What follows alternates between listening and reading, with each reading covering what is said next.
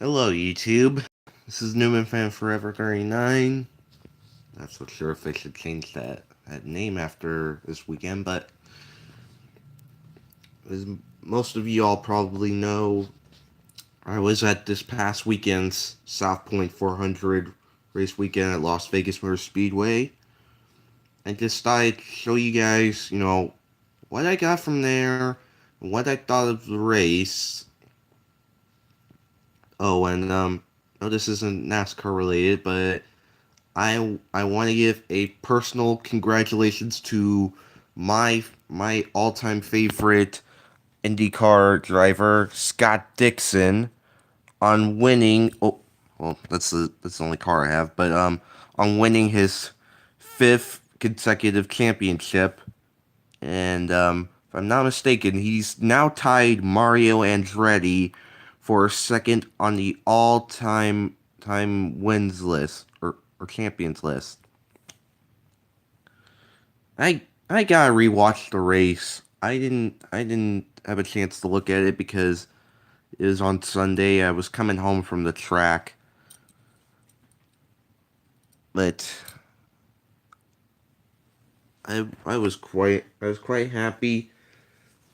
But I do have to admit, this race weekend wore me out. Like the temperatures, it was so hot the whole weekend. I literally crashed in the bed after I got home from the track. And it took a little bit of a toll on my health. I didn't even bother going to the Xfinity race on Saturday because I was so worn out and dehydrated. And not to mention they were charging ridiculous amounts of money for water, and you were only allowed to bring one bottle. So that I have to say is one of my biggest griefs. It was on the temperature. You know what? If we're gonna do this again next year, Las Vegas Motor Speedway. I hope you're listening to me. Please make this a night race. I mean, the truck race was fine, temperature wise, but please make Cup and Xfinity playoff race next year a night race.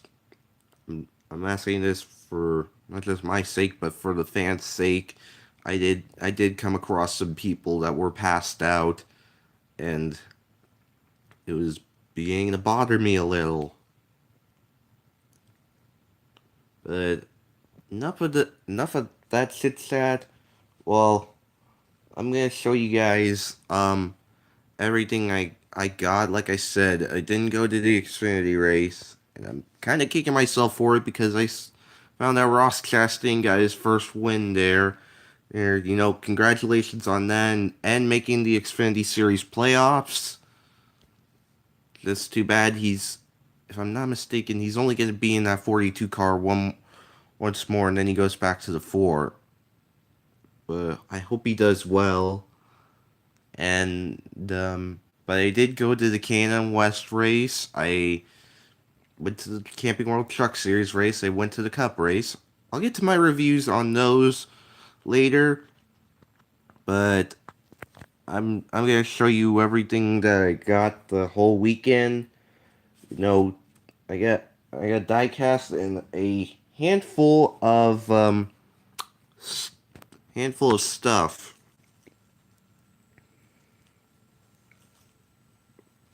First thing I want to show you is this towel I got. Oh, let me try to straighten this out real quick. So the lady sitting next to me, I didn't catch her name, but she gave this to me. It's the inaugural Star Nursery 100 Clash on the Clay, more like more like dust on the clay. Ugh, it was dusty.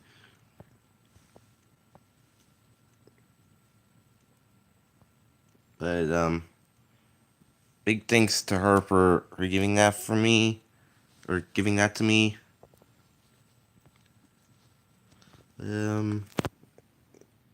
As for hero cards,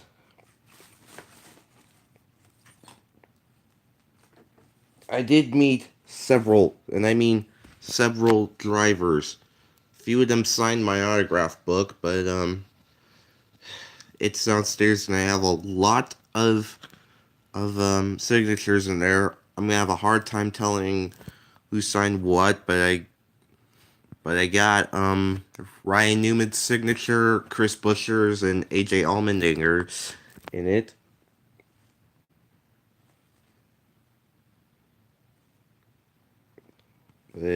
As for hero cards, I'm trying to do this with one hand.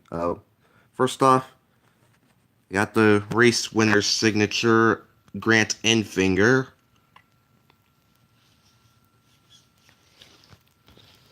and I got Justin Fontaine's signature, which now actually means a lot. Now that I found out he is retiring from NASCAR at the end of the year, a little bit due to his injuries he sustained last year. So wish you the best on your future.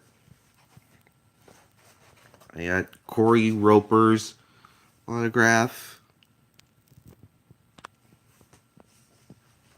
This one I got on Thursday night at the dirt track. I got Kurt Busch's hero card and autograph.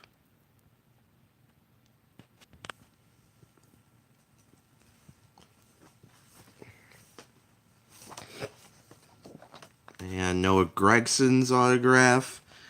He still remembered me from when I saw him in March, which is cool. I originally had two, but I gave one to my friend Ian, who gave me a lift to the race on Friday. So thank you so much for doing that, Ian. And I also got Kevin Harvick's hero card. I got Clint Boyer's. I already met those guys before. Bush, Harvick, and Gregson. I've never met Boyer, so that was cool. I got Brett Moffitt's hero card. He ran quite strong on Friday night. Disappointed he couldn't have gotten redemption. Got Austin Wayne Self.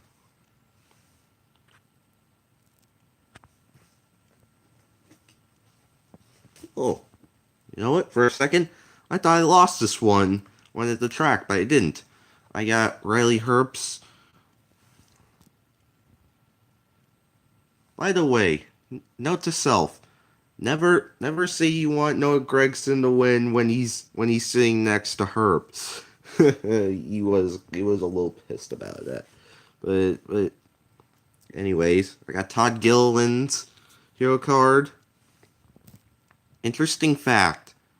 Um, Both me and him are from Riverside. Well, actually, I lived in Riverside for about a year or two. So, and my sister currently lives there right now. So that was pretty cool. I had to share that with him. Well, I know this will tick one of my friends off. Myatt Snyder's hero card.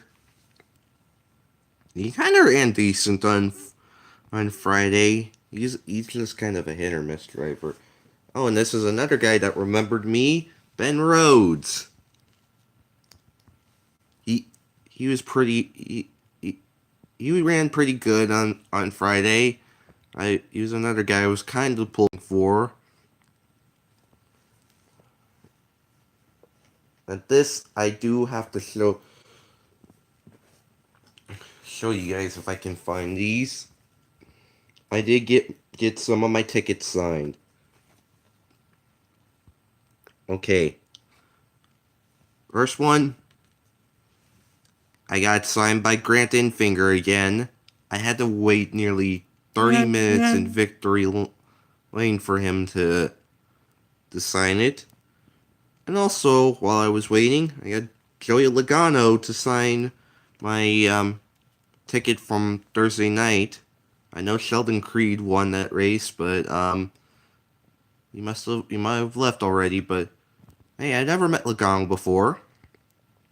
And then on Sunday, I got Paul Wolf to sign my Neon Garage Pass, and I got Brad Keselowski, the race winner, on Sunday to sign my ticket as well, which is great. This is something I'm gonna hope to try to keep doing from now on because, well, for one, it's really cool.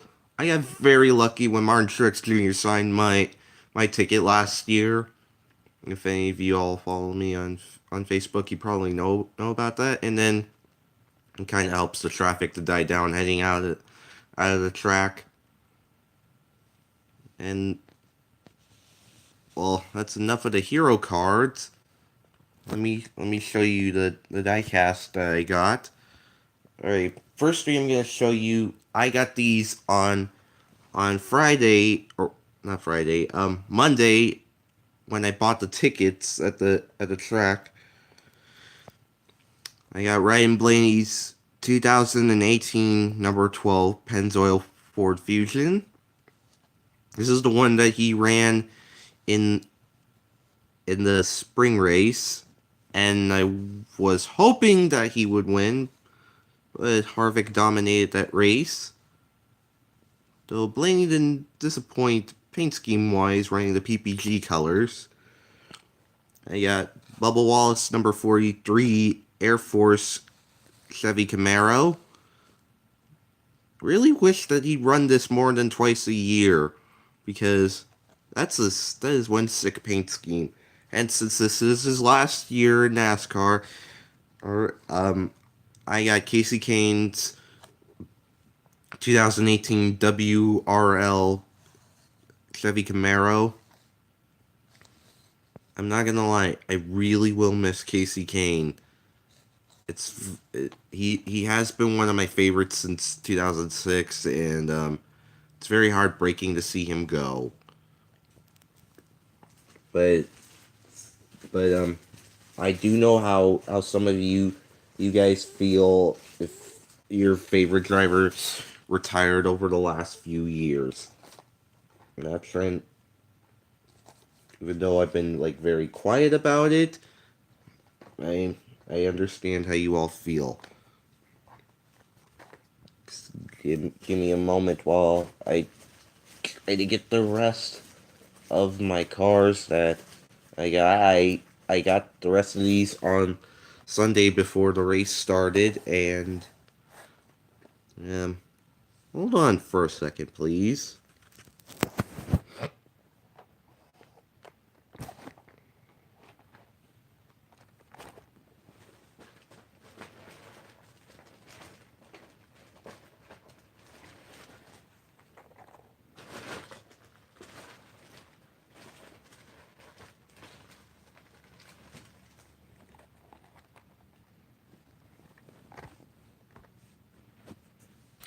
There we go. I had to get the rest of my cars. All right, like I said, I got these on Sunday, like moments before the race started. So let me show you what all I got. I got Brad Keselowski's 2018 discount tire Ford Fusion. To be honest, I actually kind of like the discount tires paint scheme on the Gen 6 car. And I also got Brad Keselowski's 2018 Auto Trader Ford Fusion. And I would like to see them release the one that he ran on. Well, they're probably going to make a race win version, but I'd like to see them change up the Auto Trader paint scheme now. He's been running that one for quite a while. I got Chase Elliott's number 9 Hooters Chevy Camaro. Only Chase Elliott car I don't have. Well, besides the Baja Blast. I like that one, actually. I also got Denny Hamlin's number 11 FedEx Fright Toyota. Yep, FedEx Fright. I have to be sure because all of his now look the same. I'm not fond of that, but I didn't have any of his 2017 or 18 cars, even though I might skip out on the 2017 ones now. This one, this one came in a broken box, and I'm a little bit worried about it. I got Clint Boyer's number 14 Rush Truck Centers Ford Fusion. I said that right. I hope I said 2018, but I like the paint scheme of this. Looks a lot better, but like I said, look how crooked that looks. Oh, and look how sparkly this one looks. Sorry, I got distracted there. Got Joey Logano's number 22 2018 Pennzoil Ford Fusion. Hoping that they'll change this one up eventually.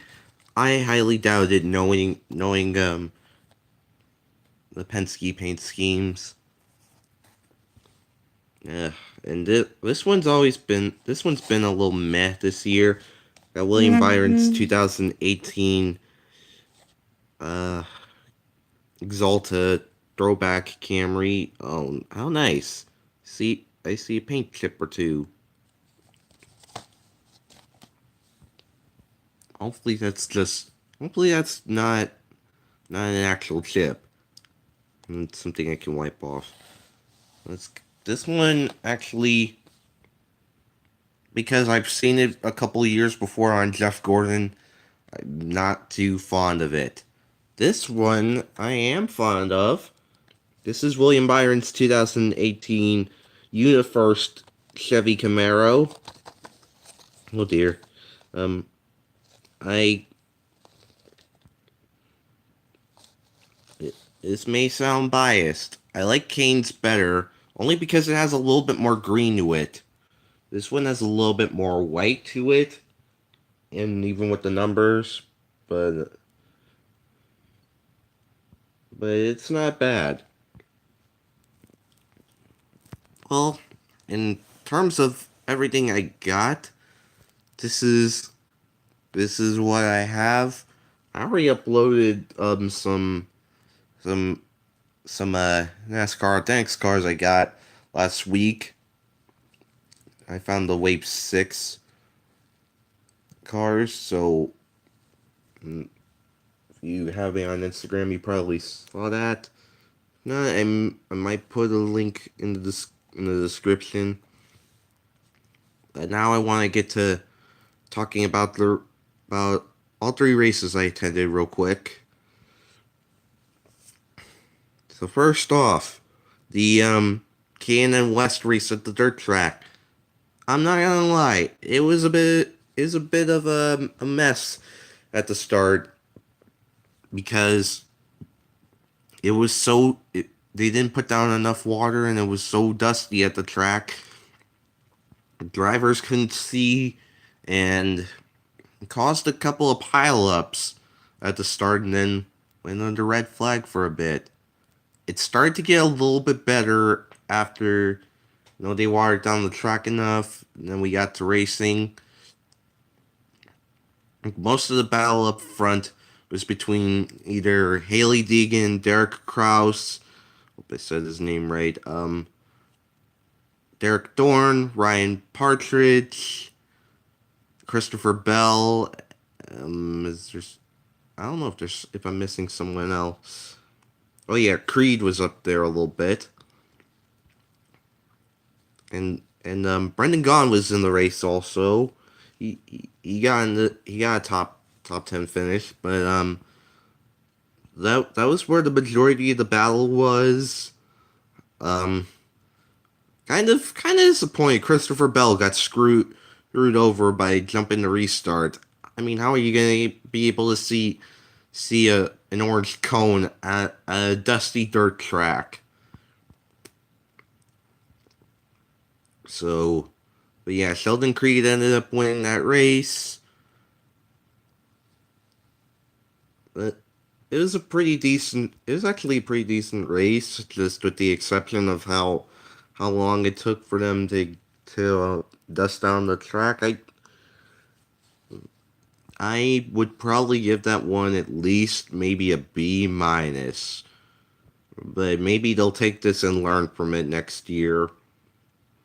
But if it starts to become too much trouble, either go to the either next time race on the bull ring, or hey, there's a road course down in Pahrump, which is about southwest of here. That would be nice. Onto the Camping World Truck Series race. Woo! That one was a lot of fun, a lot of action, and a lot of beating and banging. You saw some people even going five wide at one point. Like I know the tracks. Why did I say tracks? My fault. The trucks they draft on these type of tracks because they have less horsepower and way more downforce, but it was but trucks never disappoint. I I'd go as far to say this one was better than the one in March. Don't get me wrong, I like March's race, with the exception of Kyle Busch winning, of course. But this one did not disappoint either. It was a little bit of a wreck fest because we had that one big pile up. We had a couple of guys getting taken out that were good, like Tanner Thorson. He qualified good. Herps Riley Herbst actually was fastest in final practice, and then he had a tire issue. You had your weekly caution featuring Bola Mastis, um, and then you had Stuart Friesen spinning at least three times, which is getting quite annoying because I mean you went from leading in stage one to spinning every other time, and then you had the big one. So that was pretty much it. Grant Enfinger won the race. You know, big congratulations to him. He doesn't have to worry about Talladega now, even though that's his home track. He doesn't have to pull a Hail Mary, that's what I mean. So that one I would give probably in either between A or an A minus. You know what? I'm gonna be fair and go with an A minus because there were too many wrecks, but it was still pretty good. And I would probably give the Xfinity race, even though I didn't go to see it in person, a B. I mean, it was a little bit more calmer and spread out. I did watch the race on TV though, and you know, glad that Ross Chastain got his first victory. I'm a bit pissed at Tyler Reddick for taking out two of the RCR cars because they'll need to make a bonsai move like that. But yeah, and onto the Cup race. Whew, this one took a toll on me health wise, but I'm going. But like I said, I'm going to be honest with you guys because you know that's why I live stream. I'm giving you guys everything from my perspective. You know, no sugarcoating, no bull, no no holdbacks. Um, that one mopped the floor with March's race. The first stage, it did feel kind of long, mostly because I was getting a little overheated, but didn't have too much domination. And you had Keselowski, Truex, Harvick, and I think Blaney battling it out for first. Eric Jones started on the pole, but he fell back a little bit. So that was different. Stage two, you kind of had the same thing. Mostly Keselowski and Truex battling it out. Um, but this race kind of was like rolling snake eyes at this point for some of the playoff contenders because you had Kevin Harvick and the pole sitter Eric Jones get involved in a wreck, and now I was a bit heartbroken for Jones because now his after seeing this he's currently below the cutoff, and he started off good. He's been a bit of a sleeper heading into this playoffs. You had Chase Elliott get involved in a wreck. He was up there in the top 10. He was doing pretty good. Kurt Busch got involved in a wreck. I was quite upset to see that. Um, Now, even even though they got caught up in a little bit of a wreck too, I gotta give huge props to two Hendrick drivers, Jimmy Johnson and Alex Bowman, because they both ran real good. Johnson was even getting close to the lead at certain points. Like furthest he got, I think, was about third or fourth.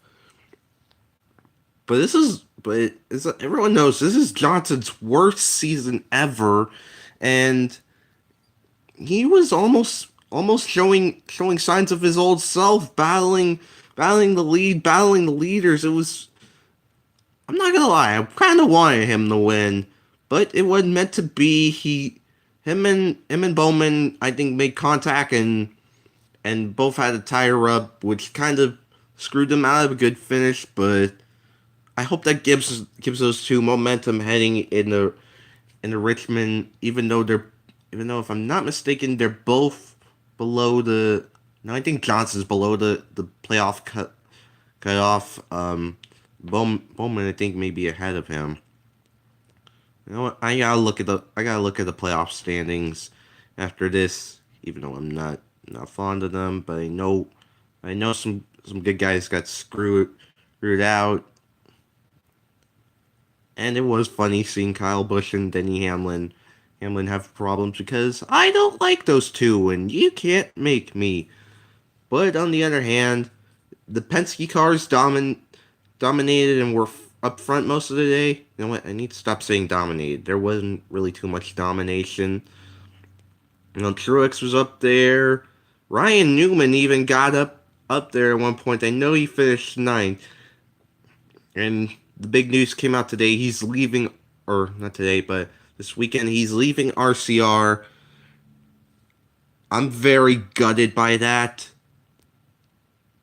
But at the same time, I want Daniel Hemrick to drive the 31 because he's the only other guy that's strong and consistent as Newman is.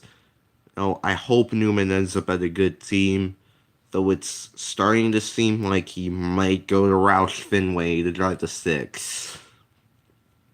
Ugh, that makes me sick to my stomach. We'll see how that goes.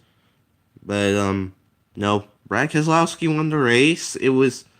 I need to stop betting against him at Las Vegas. I could have gotten some money out of it. But yeah, Roger Penske, his 500th win overall, all in racing. I forgot how many wins now he has as a NASCAR, but I don't really hate Keselowski as much as I used to, so I'm kind of happy for that. These Penske guys, I got to admit, they they have just came out of the gate charging the last few races, and him and Logano might be a huge threat. Oh yeah, I forgot. I think Blaney made the playoffs, but they're gonna be a huge threat going into this playoffs, and might dethrone the big three. Well, like I said, as for them, Truex is the only one that showed strength. Harvick actually ran up front, same with Kyle Busch, but they both got involved in wrecks. So, probably as for my final grade for this inaugural Soft Point 400, I'm gonna give it an A minus. Like, don't get me wrong, the race it was actually better than Mark's race. It was very entertaining. Just my my kind of biggest complaints are there were too many wrecks. I don't mind there being some wrecks, but when you're pushing 10 cautions, well, correction, 8 cautions, I'm not counting the stage ending caution. Then it starts to become a bit of a wreck fest. And then I already said it at the beginning of this video, the heat was a big issue.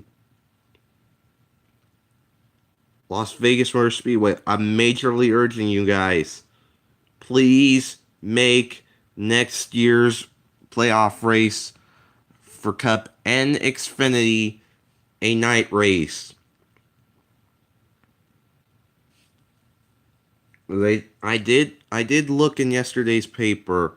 That was the least attended race in Las Vegas Motor Speedway's history. And not gonna list the stuff that the local paper was saying. You know, oh, NASCAR dying, blah blah blah. I know damn good and well it was the heat to why people didn't show up.